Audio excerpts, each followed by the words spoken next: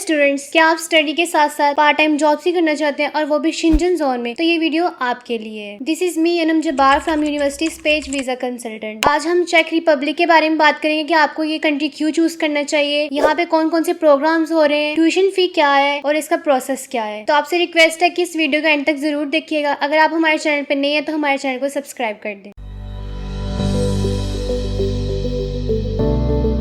Check Republic European country है, Shenzhen zone में आता है, लैंडलॉक कंट्री है। इसके साथ ऑस्ट्रेलिया, जर्मनी, पोलैंड और स्लोवाकिया के बॉर्डर्स मिलते हैं। One of the affordable country है। यहाँ की करेंसी चेक करोनास है। कैपिटल यहाँ का प्राग है। यहाँ पे चेक जुबान बोली जाती है। Prague one of the most visiting city है। पेरिस के बाद दूसरे नंबर पे आता है। दुनिया भर से लाखों लोग यहाँ पे विजिट करने आते हैं। ये अपने आर्किटेक्चर और आर्ट्स की वजह से काफी फेमस है। ये कंट्री टेक्नोलॉजीज, मशीनरी और ऑटोमोबाइल्स एक्सपोर्ट करती है। अब हम एजुकेशन के बारे में बात कर लेते हैं कि हमें एजुकेशन के लिहाज से ये कंट्री क्यों चूज करना चाहिए। तो ये one of the affordable country, यहाँ पे ट्यूशन फी काफी अफोर्डेबल है। स्टूडेंट्स को यूनिवर्सिटी की तरफ से भी और गवर्नमेंट की तरफ से भी स्कॉलरशिप दी जाती है, तो आप इजिली अपने लिविंग एक्सपेंस और ट्यूशन फी को अफोर्ड कर सकते हैं। यहाँ पे आपको टॉप रैंकिंग यूनिवर्सिटी मिलेगी जिनमें आपको यूरोपियन स्टैंडर्ड एजुकेशन मिलेगा। चार्ल्स यूनिवर्सिटी, चेक technical university, university of chemical and technology और इसके अलावा बहुत सारी यूनिवर्सिटीज मिलेंगी जो कि वर्ल्ड की टॉप रैंकिंग यूनिवर्सिटीज है। यहाँ पे आपको हाई क्वालिटी ऑफ एजुकेशन मिलता है, वो भी मिनिमम रिक्वायरमेंट के साथ। यहाँ पे बैचलर 2 से 3 साल का है और मास्टर यहाँ पे 1 से 2 साल का है। अगर हम ट्यूशन फी की बात करें तो यहाँ पे tuition fee on an average 2000 से लेके 4000 यूरो तक है। यूनिवर्सिटी में एडमिशन लेने के लिए आपको आर्ट्स की रिक्वायरमेंट्स नहीं है। कुछ कोर्सेज में आर्ट्स रिक्वायर है लेकिन कुछ कोर्सेज में आर्ट्स रिक्वायर नहीं है। आप अपने इंग्लिश प्रोफिशिएंसी सर्टिफिकेट की बेस में एडमिशन ले सकते हैं। 50 to 60% मार्क्स आपको चाहिए होते हैं। कुछ कोर्सेज में आपका एंट्री टेस्ट होता है, कुछ कोर्सेज में आप अपने मार्क्स की बेस पे एडमिशन ले सकते हैं। यहाँ पे आपको medical, engineering, IT, business, health welfare और इसके अलावा बहुत सारे प्रोग्राम्स मिलेंगे बैचलर्स और मास्टर्स में, जो कि आपको इंग्लिश में पढ़ाए जाएंगे। यहाँ पे स्टूडेंट्स को नीड बेस्ड और मेरिट बेस्ड स्कॉलरशिप मिलती है जिसमें आपको फी टोटली वे ऑफ हो जाती है और कुछ कोर्सेज में आपकी पार्शियल फी वेव होती है। इसके अलावा आपको अकोमोडेशन मिलती है। यहाँ पे आपको मंथली स्टाइपेंड मिलता है। बैचलर्स के लिए आपको 12,000 चेक क्रोनास मिलता है और मास्टर्स के लिए आपको 13,000 चेक क्रोनास मिलता है। कुछ कोर्सेज में आपकी फुली फी वेव होती है और कुछ कोर्सेज में आपकी पार्शियल फी वेव होती है। अगर हम यहाँ पे पार्ट टाइम जॉब की बात करें तो यहाँ पे स्टूडेंट्स के लिए बहुत जॉब्स अवेलेबल है। 20 आवर्स आपको अलाउ होता है काम करना, जिससे आप आसानी से 8 to 10 यूरो पर आवर कमा लेते हैं। और समर ब्रेक में स्टूडेंट्स फुल टाइम जॉब भी कर सकते हैं, जिससे आप इजीली 12,000 to 18,000 यूरो कमा लेते हैं। इस तरह आप इजीली अपने लिविंग एक्सपेंस को अफोर्ड कर सकते हैं। इन जॉब्स में आप सेल्स, मार्केटिंग, रेस्टोरेंट में जॉब कर सकते हैं। अगर आपके पास कोई स्किल है तो आप स्किल की बेस पे जॉब कर सकते हैं। IT सेक्टर में जॉब कर सकते हैं, बिजनेस सेक्टर में जॉब कर सकते हैं। तो यहाँ पे आपको जॉब्स की काफी वैरायटी मिलेगी। अगर हम इनटेक्स की बात करें तो यहाँ पे 2 इनटेक्स होते हैं, सितंबर इनटेक और फरवरी इनटेक। सितंबर इनटेक जो कि क्लोज हो चुका है, लेकिन अगर आप फरवरी इनटेक के लिए जाना चाहते हैं तो उसके लिए आप अप्लाई कर सकते हैं, जिसकी डेडलाइन सितंबर तक चलेगी। आपके इसके लिए जो डॉक्यूमेंट्स चाहिए उसमें सबसे पहले आपका पासपोर्ट आ जाता है, CV आ जाती है, रिकमेंडेशन लेटर, मोटिवेशन लेटर आ जाता है, आपके एजुकेशन डॉक्यूमेंट्स आ जाते हैं। अगर आप बैचलर्स के लिए अप्लाई करें तो आपको इंटरमीडिएट और मैट्रिक का रिजल्ट कार्ड देना होगा। अगर आप मास्टर्स के लिए अप्लाई करें तो उसके लिए आपको बैचलर्स की डिग्री और ट्रांसक्रिप्ट चाहिए होगी। कुछ कोर्सेज में आपका एंट्री टेस्ट भी होता है और इंटरव्यू भी होता है, लेकिन कुछ कोर्सेज में आप अपने मिनिमम नंबर्स के साथ एडमिशन ले सकते हैं। अब हम प्रोसेस के बारे में बात करते हैं। आपने अपने डॉक्यूमेंट्स को मोफा से टेस्टेड करवाना है। उसके बाद आप एम्बेसी से लीगलाइजेशन का प्रोसेस करवाएंगे, जिसमें आप अपना पुलिस कैरेक्टर सर्टिफिकेट और अपने एजुकेशन डॉक्यूमेंट्स अटैच करेंगे। लीगलाइजेशन के बाद आप नोटिफिकेशन के लिए जा सकते हैं। आप अपने डॉक्यूमेंट्स को नोटराइज करवा सकते हैं। अगर आपकी यूनिवर्सिटी डिमांड करे तो आप उनको डॉक्यूमेंट्स की फिजिकल कॉपीज भेज सकते हैं। जैसे ही आपने फिजिकल कॉपीज भेजते हैं यूनिवर्सिटी उसके बाद प्रोसेस करती है सारा। उसके बाद आपको फाइनल एक्सेप्टेंस लेटर देती है। लीगलाइजेशन और एक्सेप्टेंस के बाद आपने वीजा अप्लाई के लिए जाना होता है। उसके लिए आपको police character certificate, accommodation proof, bank statement और अगर आपने यूनिवर्सिटी की कोई फी